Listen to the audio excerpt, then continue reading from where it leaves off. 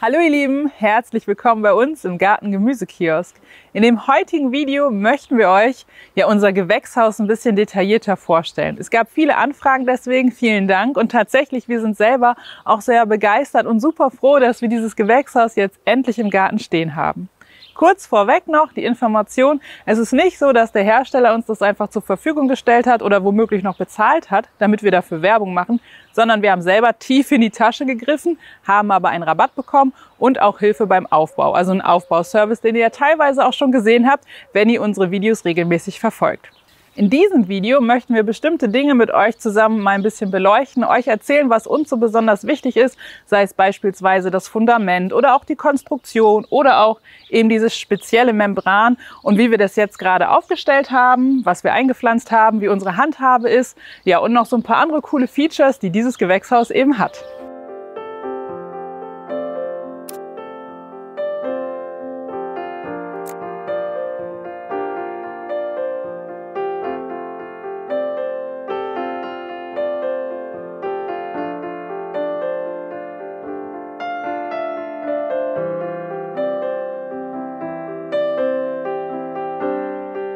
Beginnen wir mit der Basis, dem Fundament. Wenn man sich ein Gewächshaus zulegt, ist das Fundament regulär eigentlich nicht dabei. Es gibt welche, da kann man sich so eine Stahlkonstruktion mitliefern lassen, braucht dann mindestens Punktfundament. Aber das Fundament an sich bei einem Gewächshaus, das muss man individuell schauen, was man da haben möchte. Wir haben uns für ein Ringfundament entschieden, und zwar ein gemauertes aus Stein hier. Das gefällt uns nicht nur sehr gut, sondern das hat auch einige Vorteile. Zum einen kann es sich erwärmen und die Wärme wieder abgeben. Zum anderen ist es auch eine recht stabile Konstruktion und auch gut gegen die Schnecken. Dazu später aber mehr. Wenn wir uns das jetzt anschauen, unten ist betoniert, da drauf sind die Steine gemauert und da drauf ist nochmal eine Holzkonstruktion, also ein kompletter Ring drumherum. Und zwischen Mauerwerk und dieser ersten Holzauflattung ist eine Sperre drin, eine Feuchtigkeitssperre.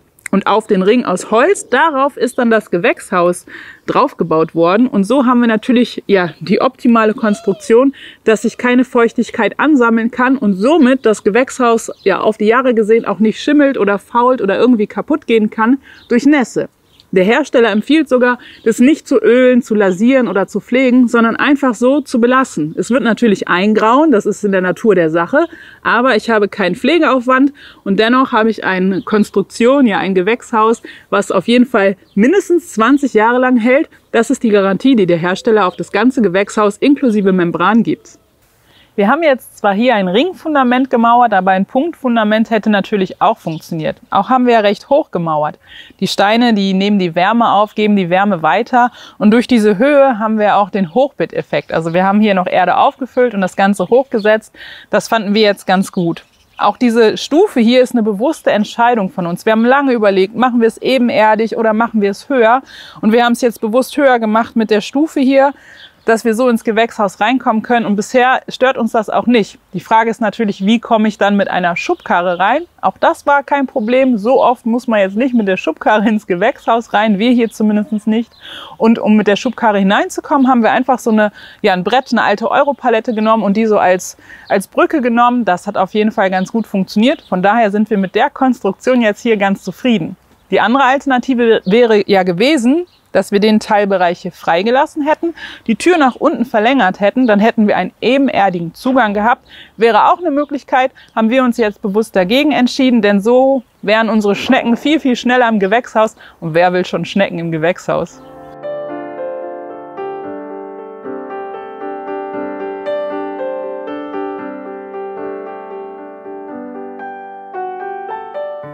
Das Design ist die eine Geschichte, dass es ein hübsches Gewächshaus ist. Das andere ist natürlich die Qualität und die Konstruktion. Und die Konstruktion ist hier von Anfang bis Ende komplett durchdacht und es sind nur hochwertige Materialien verbaut worden. Das war ist dem Hersteller sehr wichtig. Das Holz zum Beispiel, das ist aus Deutschland, das ist regional produziert, geerntet und hergestellt. Wir haben hier eine Kantenbreite von 70 mm. Es ist also auch eine Auswahl, die für die Nachhaltigkeit und Langlebigkeit so einem Gewächshaus dem Ganzen zugutekommt. Aber nicht nur das Holz ist besonders ausgewählt, sondern eben auch diese Membran. Also ich habe hier kein Glas, ich habe keine Folie, ich habe auch keine Doppelstegplatte, ich habe hier was ganz Neues. Diese Membran, ihr seht das schon, die gibt so ein bisschen nach und sie ist nicht komplett durchsichtig. Sie ist so leicht milchig.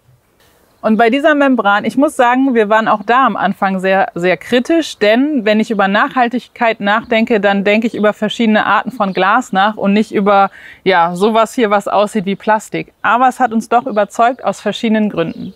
Was sind denn jetzt die Vorteile von dieser Membran? Es sind mehrere. Das eine ist, dass dieses Gewächshaus sehr hagelunempfindlich ist, also bis zu einer Hagelstärke von 3, was schon recht viel ist, gibt der Hersteller eine Garantie drauf. Das hält das Gewächshaus ohne Probleme aus.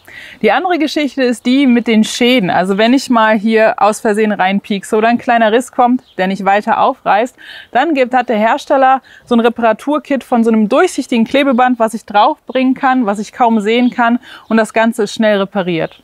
Sollte der Schaden mal größer sein, dann ist es ein großer Vorteil, dass dieses Gewächshaus komplett modular aufgebaut ist. Also ich kann dann diese Platte nehmen, da wird eine neue Membran aufgespannt und dann ist mein Schaden auch weg. Und das Schöne ist, die komplette Membran kann eingranuliert werden und daraus entsteht dann wieder eine neue, was ich ökologisch sehr, sehr sinnvoll finde. Ein besonderer Punkt ist die Lichtdurchlässigkeit. Bei dieser Membran hier kommt so viel Licht durch, UVB-Strahlen kommen mit dadurch. Wir können uns in das Gewächshaus, in diesen Lichtraum legen und uns auch bräunen, wenn wir das denn wollen. Also eigentlich wachsen die Pflanzen da drin wie im Freiland, nur dass es ein bisschen wärmer ist. Das ist super. Ich bin sehr gespannt, wie sich unsere Pflanzen weiterhin entwickeln. Bis jetzt sind wir sehr, sehr begeistert. Und noch eine Geschichte, die uns Tierfreunden sehr wichtig ist: Wenn wir Glasscheiben im Gewächshaus oder auch im Haus haben, dann ist es oft die Problematik, dass da schon mal ein Vogel gegenfliegen kann. Wir müssen also gucken, dass der Vogel erkennt, das ist keine Fläche, wo ich durchfliegen kann, sondern es ist eine Glasscheibe. Wenn er dann dagegen fliegt, das kennen wir leider alle, dann fliegt er gegen eine ganz harte Wand, fällt um und in der Regel ist er tot oder zumindest verletzt. Bei der Membran hier ist es so, dass sie leicht milchig ist. Also der Vogel kann erkennen, ich kann da nicht durchfliegen und sieht das dann. Ist bisher auch noch nicht passiert. Wenn es dann doch passieren sollte, dass ein Vogel dagegen donnert, dann haben wir hier so einen Trampolineffekt. Seht ihr das? Das gibt nach und ich habe nicht den Effekt, dass es knallhart ist und der Vogel direkt umfallen würde. Aber durch diesen milchigen Effekt fliegt sowieso kein Vogel dagegen. Mir ist das besonders wichtig. Bei dieser Membran hier gibt es auf jeden Fall noch was zur Lichtausbeute zu sagen. Hier kommt so viel Licht durch, viel mehr als bei Glas oder eben auch bei anderen Folien. Hier kommen auch die UVB-Strahlen durch. Sprich, ich könnte mich in diesem Gewächshaus, in diesem Lichtraum sogar hinlegen und bräunen.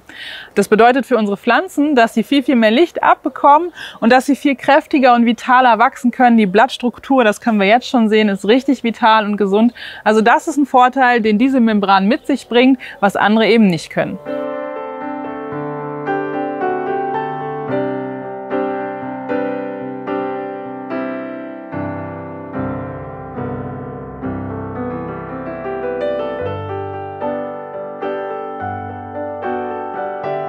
Was wir an unserem Gewächshaus auch sehr schätzen, das sind die Türen, also die Konstruktion. Es erinnert ein bisschen an Ponybox, ihr seht das jetzt gleich. Ich kann sie aufmachen im Ganzen, auch hier wieder absolut stabil gearbeitet. Ich kann sie aufmachen und dann auch fixieren, was wir auch super wichtig finden. Ich kann sie aber auch halb nutzen. Das heißt, ich kann den unteren Teil, wie eben bei einer Ponybox, einfach zumachen. Und das hat einen riesengroßen Vorteil. Wenn ihr einen Hund habt oder eine Katze habt oder Hühner habt, die im Garten frei rumlaufen dürfen, dann gerade im Winter ist es super, weil sie dann nicht ins Gewächshaus reinkommen können. Also wenn ich an unsere Hühner denke, ihr wisst, im Winter über dürfen die im Garten frei rumlaufen und natürlich gehen die gerne ins Gewächshaus. Gerade so im Februar, März zum Beispiel, wenn da auch richtig was los ist, dann wollen die Hühner ins Gewächshaus. Das können sie jetzt hier nicht. Wir haben vorher immer Gitter gesteckt, das war ein bisschen umständlich, aber auf diese Art und Weise haben wir das Problem auf jeden Fall los. Eben hatte ich ja die Modularität vom Gewächshaus angesprochen. Das sind eigentlich zwei Sachen. Das eine ist, dass das Gewächshaus komplett in Modulen, also zum Beispiel oberer Teil Tür, unterer Teil Tür, Seitenteile und so weiter, dass die einzeln zusammen vorgefertigt angeliefert werden und man vor Ort die einzelnen Teile nur noch zusammenbauen muss. Besonders schön ist, der Hersteller, der baut das Ganze vorher zusammen, um zu gucken, ob es auch wirklich alles sitzt und richtig ist, wie es sein soll, baut es dann wieder auseinander und dann kommt es zum Endkunden. Also wirklich absolut gut bedacht und ja, mit der Sicherheit, dass es hinterher auch passt. Und wer mit dem Akkuschrauber umgehen kann und noch ein paar helfende Hände hat, der bekommt das ohne große Probleme hin. Der zweite Aspekt der Modularität ist, wir haben jetzt hier die ganz große Variante. Also der erste Teil ist das normale Gewächshaus. Man kann das doppelt nehmen. Man kann aber auch sein Gewächshaus von Modul zu Modul erweitern. Wir haben das mit 4 Modulen. Und dadurch, dass es so groß ist, haben wir uns für 2 Türen entschieden. Also hier vorne haben wir die Doppeltür, aber ganz hinten haben wir sie auch. Das sorgt natürlich gerade im Sommer für eine optimale Belüftung. Und nicht nur das ist gut für die Belüftung, sondern noch ein Aspekt. Ihr kennt ja unser erstes Gewächshaus und da ist dieses typische kleine Gewächshausfensterchen drin, was wir von den Gewächshäusern allgemein kennen. Hier hat der Hersteller nachgedacht und ihr seht es schon, bei jedem Modul kann eine Seite aufklappen und zwar der komplette Rahmen. Der komplette Rahmen geht auf und kann also richtig Belüftung reinlassen. Das Ganze ist hier auch hydraulisch gesteuert, funktioniert also automatisch. Ich muss nicht hingehen, das extra aufmachen, sondern es geht von alleine auf. Und dieser komplette Rahmen kann recht weit hoch aufgehen, ist aber auch noch montiert, sodass, wenn es mal ordentlich windig ist, das ist fest, das fliegt nicht weg. Und das Schöne ist, jedes Modul hat einen Rahmenteil, der komplett aufgehen kann. Und die sind jetzt bei uns hintereinander so angeordnet, dass es diagonal ist, also so im Zickzack. Und dadurch haben wir eine optimale Belüftung in unserem neuen Gewächshaus. Wir hatten dieses Jahr schon einige sehr, sehr heiße Tage, die man als Härtetesttage bezeichnen könnte. Wenn wir das sonst kennen von Gewächshäusern oder auch Folientunnel, das an diesen Tagen beschattet werden muss, ist das hier nicht der Fall. Wir haben zum einen natürlich durch die Größe die beiden Türen vorne und hinten und dieses optimale Belüftungssystem, sodass wir hier ja keine Beschattung nötig hatten. Auch wachsen diese Pflanzen in dem Gewächshaus sehr kräftig, sehr vital, was wir auf die Membran zurückführen. Also insgesamt ein wunderbares Paket, um zu sagen, eine Beschattung ist nicht notwendig.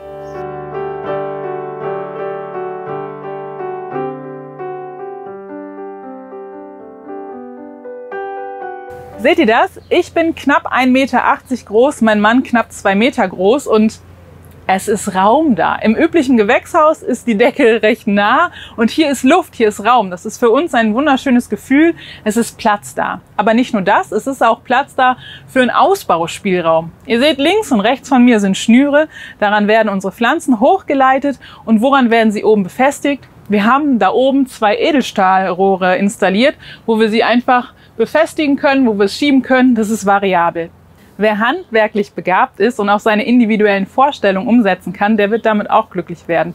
Denn durch dieses Holzgewächshaus kann man je nach Lust und Laune und nach eigenen Bedürfnissen zum Beispiel Regale einbauen oder andere Konstruktionen, die man selber persönlich im Gewächshaus haben möchte. Wir werden beispielsweise als nächstes, ihr kennt das von uns, Regale einbauen, sodass wir dann Anfang nächsten Jahres mit unseren Jungpflanzen hier den Platz auch richtig ausnutzen können. Ich muss ja zugeben, dass dieses neue Gewächshaus für mich nicht nur ein neues Gewächshaus ist, sondern ein neuer Raum, ein neuer Ort. Wenn zum Beispiel es sehr warm ist, lässt es sich hier trotzdem gut aushalten. Es ist nicht sonderlich stickig oder unangenehm heiß, sondern es ist schön hier zu sein. Und an trüben Tagen ist es auch ein sehr schöner Ort, um vielleicht mal eine Tasse Tee oder Kaffee zu trinken oder ein Gartenbuch zu lesen oder was zu skizzieren. Es ist ein schöner Ort, an dem ich mich gerne aufhalte. Und ihr seht gerade schon, wo ich sitze. Natürlich könnte ich ein Sitzkissen dann mitnehmen, aber generell haben wir hier provisorisch erstmal ein paar Holzdielen verlegt, damit wir hier gut lang gehen können. Aber auf lange Sicht ist unser Plan hier, dass wir Steinplatten legen, um auch einen befestigten Weg zu haben und an den Seiten Beetbegrenzungen einbauen zu können, damit, wenn wir gießen, dass eben das Wasser nicht wegfließen kann, sondern dass es so wie schöne Hochbeete gut eingefasst ist und es einfach pflegeleicht ist. Vorhin habe ich gesagt, das Gewächshaus ist sehr groß und hat viel Raum, aber wie groß ist es denn jetzt konkret? Wir haben hier eine Breite von 2 Meter, eine Länge von 6 Meter durch diese 4 Module und eine Höhe bis nach ganz oben von 2,60 Meter, also recht viel. Und ihr seht auch schon die Rohre, die wir installiert haben, die haben nicht nur den Sinn und Zweck der Anbindung, sondern auch der Umleitung. Wir bauen hier nicht nur Paprika und Tomaten an, sondern hier werden auch Melonen angebaut, hier könnten wir auch Gurken anbauen, also alles Pflanzen, die recht hoch wachsen oder auch ranken wollen. Und dann können wir über die Rohre rüberleiten, entweder wieder nach unten oder auf die andere Seite, so ist unsere Idee, oder man könnte oben noch ein Rohr installieren, um das auch zum Umleiten zu verwenden. Also hier ist auf jeden Fall Raum, um den Pflanzen viel Platz zu bieten, auch gute Wege anbieten zu können.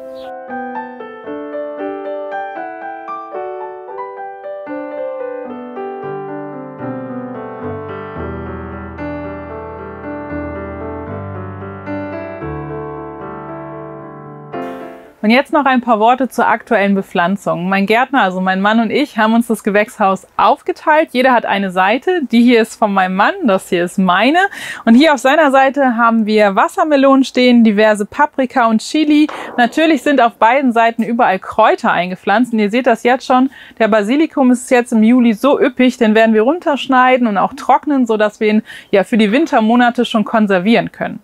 Er hat den Schwerpunkt dieser Jahresbepflanzung bei sich auf Paprikapflanzen, auf Chilipflanzen gelegt, denn dieses Frühjahr war ja wirklich sehr kalt und vielleicht können wir damit noch ein bisschen aufholen. Und auch hat er bei sich auf seiner Seite noch 2 Tomatenpflanzen eingesetzt.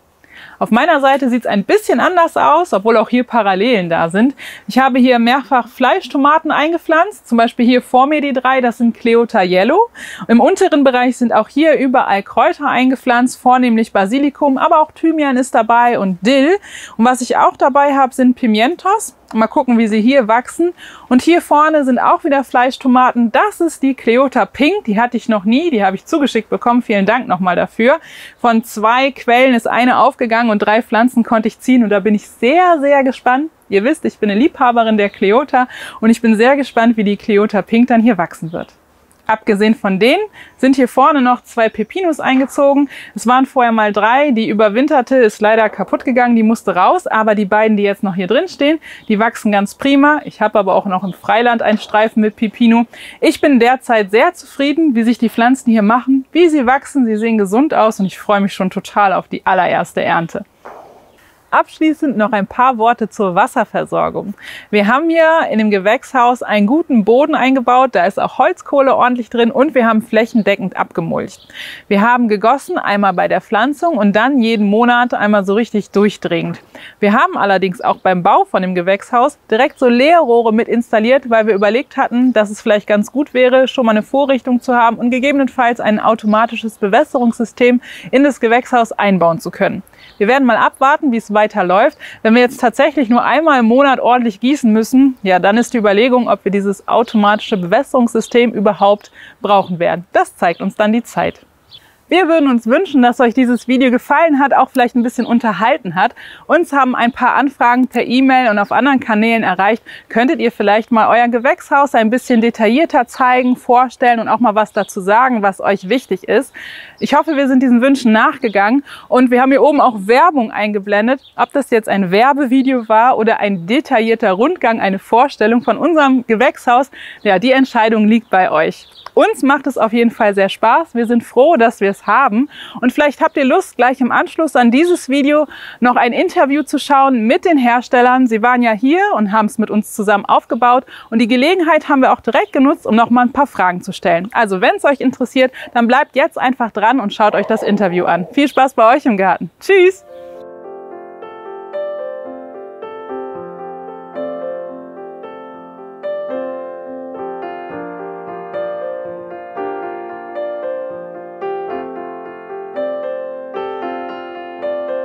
Hallo ihr Lieben und herzlich willkommen bei uns im Garten-Gemüsekiosk. Wie ihr im Hintergrund schon sehen könnt, steht ein wunderschönes neues Haus und wir hatten richtig viel Glück. Wir hatten Besuch und der war sehr, sehr fleißig. Ihr seht schon hier den Lorenz, der ist von Lucama und wir werden jetzt in diesem Video schauen, wie ist das tolle Haus aufgebaut worden, was sind die Hintergründe. Wir werden das jetzt in Form von einem Interview gestalten oder besser gesagt einem Gespräch. Ich hoffe, ihr habt Spaß dabei. Viele Fragen werden geklärt. Vielleicht habt ihr auch Lust und das steht auf eurem nächsten Weihnachtswunschzettel. Wir werden sehen. Wenn ihr Fragen haben solltet am Ende des Videos, dann gerne in die Kommentare. Ich wünsche euch viel Spaß mit dem folgenden Video. Lieber Lorenz, herzlich willkommen bei uns im Garten. Wir sind total happy, dass ihr hier seid, denn was soll ich dir sagen? Das Thema Gewächshaus ist bei uns schon ein sehr lange. Wir haben ja ein altes, was du gerade gesehen hast. Ja. Und wenn man ein Gewächshaus haben möchte, dann hat man ja, die erste Wahl ist, in den Baumarkt zu gehen, wo man günstig was bekommt, wo man schnell was im Garten stehen hat, aber auch schnell sehr unglücklich damit wird. Und dann gibt es diese Folientünnelchen, die man sich setzen kann, auch schön. Aber das hier ist was wir vorher noch nie gesehen haben. Und ehrlich gesagt, ich bin tierisch beeindruckt. Aber für unsere Zuschauer da draußen, vielleicht magst du dich und deine Crew mal kurz vorstellen. Ja, sehr gerne. Vielen Dank, Jan, Raphael. Ja, wir sind aus Rosenheim. Wir sind seit ungefähr 20 Jahren im Membranbau tätig, vor allem im architektonischen Membranbau.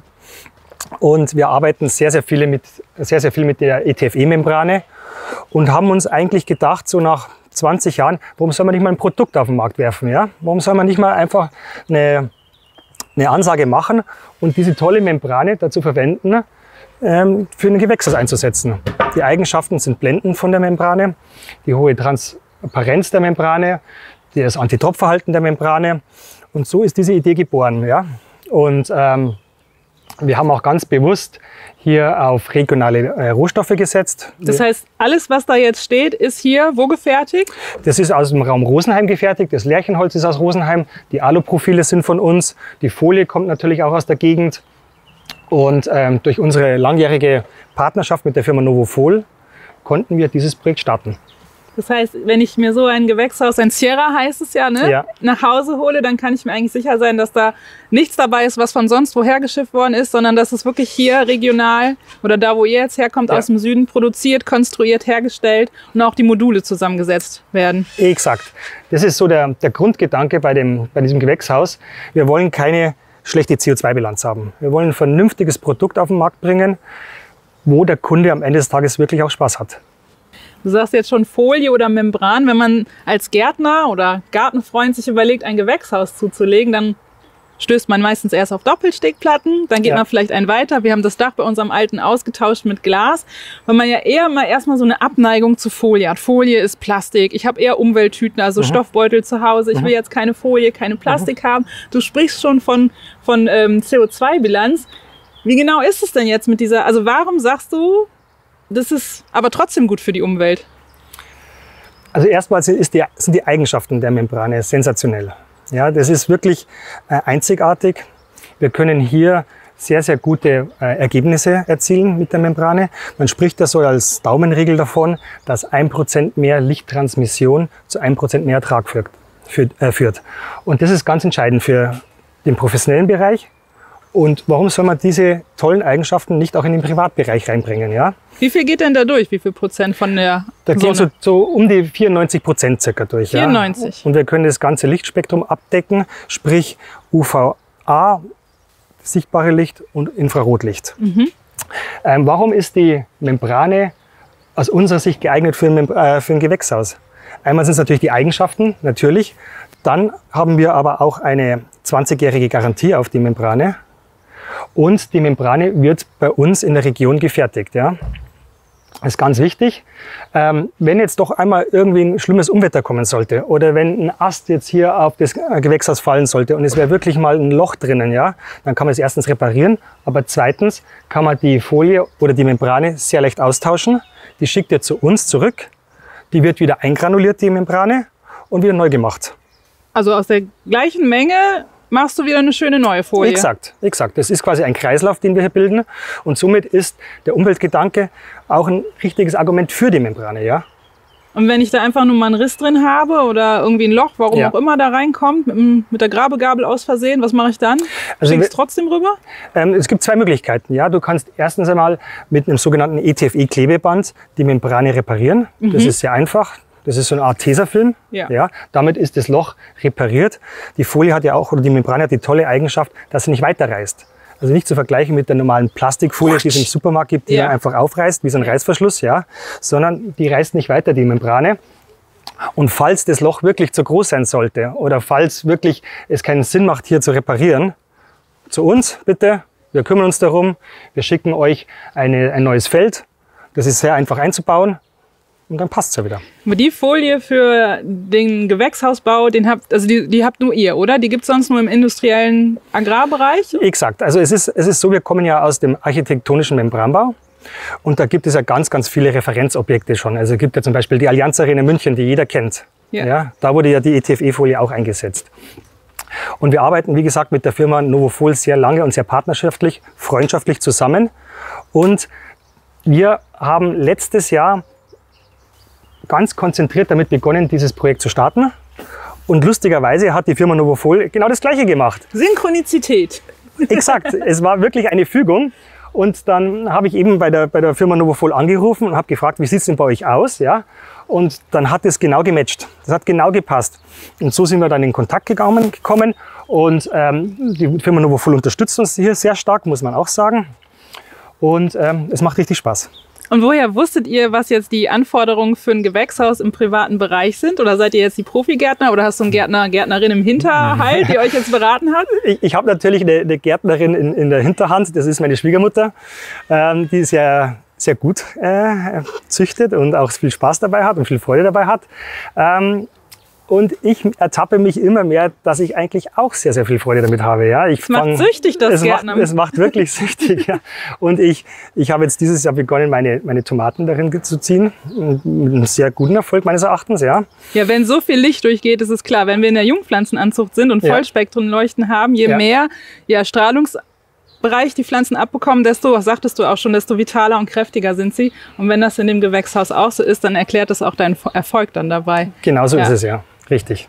Was testest du als nächstes nach der Kultur der Tomaten? Ich bin gerade dabei, bei uns sind halt Radieschen sehr gängig und die passen ja gut zu einem bayerischen Gericht. Das ist so klassisch bayerisches Gemüse Klassisch bayerisches Gemüse, da habe ich noch Karotten, Möhren bei mir drinnen, dann eine Chili habe ich natürlich drinnen. Ich muss gestehen, mein Gewächshaus ist bei weitem nicht so groß wie eures. Das ist jetzt schon eine Extra-Large-Version, ne? Das ist eine Extra-Large-Version, richtig. Und meins ist ungefähr bloß ein Viertel davon. Aber nichtsdestotrotz, ich habe 60 Tomatenpflanzen bei mir drinnen stehen. 60? Ja, in der Anzucht. Ach so, in der Anzucht, okay. Ja. Ja, krass. Das heißt, ihr habt verschiedene Größen. Also welche Größen von Häusern bietet ihr an? Ja, also unser Gedanke ist, dass wir eine gewisse Modularität auf den Markt bringen wollen. Sprich, wir beginnen mit dem Serra S1. Das ist das kleinste Element oder das kleinste Häuschen. Das wäre bis zu den ersten Pfosten, ja. Und dann obliegt es dem Kunden zu sagen, ob er damit zufrieden ist oder ob er ein S2 will oder ein S4, wie ihr jetzt. Ja. Und dann kann man es entsprechend auch planen und fertigen. Ihr heißt Lucama. Ja. Das klingt wunderschön, aber wie kamt ihr da drauf und was bedeutet das? Die Findung eines Namens ist nicht so einfach. Ja? Und ich bin ganz lange nachts im Bett gelegen und habe gegrübelt, was der richtige Name sein könnte. Ja? Und durch unsere Nähe zu Italien und weil ich auch Italien liebe, muss ich gestehen, Luce, das Licht. Luce ist das Licht. Ist das Licht. Okay. Und Camera ist das Zimmer oder der Raum. Und dann habe ich einfach die beiden Worte zusammengefügt. Und daraus ist Lucama. Lucama. Und also so einfach ist es ab und zu dann, ja. Das ist der Lichtraum. Es ist der Lichtraum, ja. Ich finde das sehr, sehr schön, weil es ist ein Gewächshaus bei uns jetzt, ja, aber es müsste eigentlich kein Gewächshaus sein. Also so ein Lichtraum, in welcher Größe auch immer, könnte man jetzt auch anders nutzen, oder? Ja, unbedingt. Also das ist ja auch dann wieder der architektonische oder der ästhetische Anspruch von diesem Häuschen, dass es wirklich auch ein Highlight vom Garten sein kann. Ja? Die Leute sollen hierher kommen und sollen sehen, boah, das schaut aber toll aus, ja, und gefällt mir. Ja? Das sticht auch ein bisschen aus der Reihe heraus. Ein durchgedachtes Schmuckstück. Ein durchgedachtes Schmuckstück, exakt. Und viele Bekannte von mir, die sagen schon, ach Lorenz, stell mir doch so ein Gewächshaus hier rein, ja, in den Garten, ne? Weil ich will da am Sonntag eventuell mein Cappuccino, meinen Tee trinken, ja, und die Zeitung lesen. Das Gewächshaus hat ja jetzt ganz viel Holz dabei. Und wenn ich jetzt als Laie so viel Holz sehe, dann stellen sich mir die Fragen, wie ist das wieder mit der Langlebigkeit? Was ist das überhaupt für ein Holz? Muss ich das jetzt streichen oder... Ich denke mir, ihr habt so als Konstrukteure da richtig drüber nachgedacht. Ja. Erklär mich mal und uns mal auf, wie das gedacht ist. Ja, also erstens, wir sind alle gelernte Schreiner, Zimmerer und haben Holzbau in Rosenheim studiert. Holz ist unsere Leidenschaft, neben dem Membranbau. So, dann ist es natürlich ganz wichtig, dass wir ein Produkt auf den Markt bringen, was Sinn macht, auch von der Materialität her. Ganz wichtig, ja. Und es gibt nichts Besseres, als lokale Hölzer zu verwenden.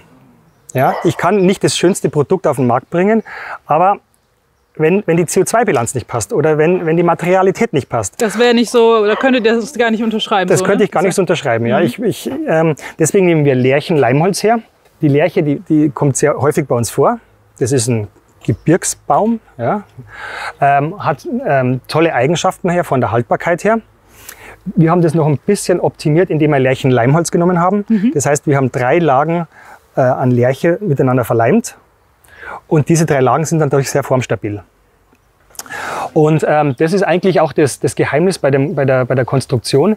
Und weil die Lärche eben aus dem Gebirgsraum kommt, ist sie auch sehr widerstandsfähig. Ja? Und deswegen würde ich davon abraten, persönlich jetzt hier mit einer Lasur drüber zu gehen und die Lärche permanent zu streichen. Aber was passiert, wenn ich das jetzt gar nicht behandle, sondern einfach so stehen lasse? Ja, wenn du das stehen lässt, dann geht es der Lärche genauso wie mir. Du kriegst, die Lärche wird grau, aber sie funktioniert genauso, ja. Das ist überhaupt kein Problem. Ich finde auch, das Holz, das darf altern. Das muss sogar altern. Bei uns gibt es Bauernhöfe, die sind 200-300 Jahre alt und die stehen tadellos da, ja. Was ist denn die goldene Regel, damit Holz zwar grau wird, aber weiterhin funktionstüchtig bleibt? Ja. Also ganz wichtig ist natürlich der konstruktive Holzschutz. Das heißt, du musst gucken, dass du kein stehendes Wasser hast hier irgendwo, ja, in der Konstruktion. Das Wasser muss sauber ablaufen. Wir haben auch Kondensatöffnungen in der Konstruktion drinnen, weil es drinnen ist, hast du ein anderes Klima als heraus. Und wenn hier Schwitzwasser entsteht, dann kann das Wasser kontrolliert abgeführt werden. Okay, also sobald es irgendwie zu Wasseransammlung auf längere Zeit kommt, dann geht Holz kaputt. Aber wenn es eigentlich immer wieder abtrocknen kann, dann brauche ich es nicht behandeln, sondern kann es einfach so. Das ist sehr schön, weil all die Stunden, die man es nicht streichen, ölen, lasieren muss, die kann man dann darin verwenden, den Garten zu pflegen, zu ernten oder was auch immer. Oder sich da drin eben einen Kaffee zu trinken oder Tee, wie auch immer. Exakt, ja. Jetzt muss man ja ehrlicherweise sagen, wenn ich mir jetzt ein Baumarktgewächshaus hole, macht mich das hinterher meistens recht unglücklich, aber ich habe erstmal nur einen kleinen Groschen ausgegeben. Wenn ich mir jetzt so ein Schmuckstück in den Garten hole, dann habe ich von dem Material, den hochwertigen Materialien, schon andere Kosten. Und insgesamt ist es ja eine ganz andere Nummer. Wie sieht es aus mit der Langlebigkeit, mit der Zielgruppe? Für wen ist es gedacht? Was ist eure Mission? Also, wir wollen einen glücklichen Kunden haben. Das ist unsere Mission, muss ich wirklich sagen. Und wir denken vor allem an den ambitionierten Gärtner, die ambitionierte Gärtnerin, weil mit dieser Membrane wird normal der Profibereich versorgt. Ja, wir sind eigentlich die Ersten, die es schaffen, diese Membrane den Privatkunden zu offerieren. Und bezüglich der Langlebigkeit, die Membrane hat eine garantierte Eigenschaft von 20 Jahren. Dafür steht der Hersteller. Ja? Und die Lärche ist ein langlebiges Holz und die Konstruktion ist grundsolide. Ja. Also wir haben zum Beispiel hier ganz große gespannte Flächen. Wir haben nicht diese Kleingliedrigkeit wie bei anderen Gewächshaustypen, sondern wir versuchen, den maximalen Lichteinfall ins Gewächshaus zu bekommen. Das ist ein Punkt. Der nächste Punkt ist, dass wir versuchen, dem Kunden den Aufbau so einfach wie möglich zu machen. Ja?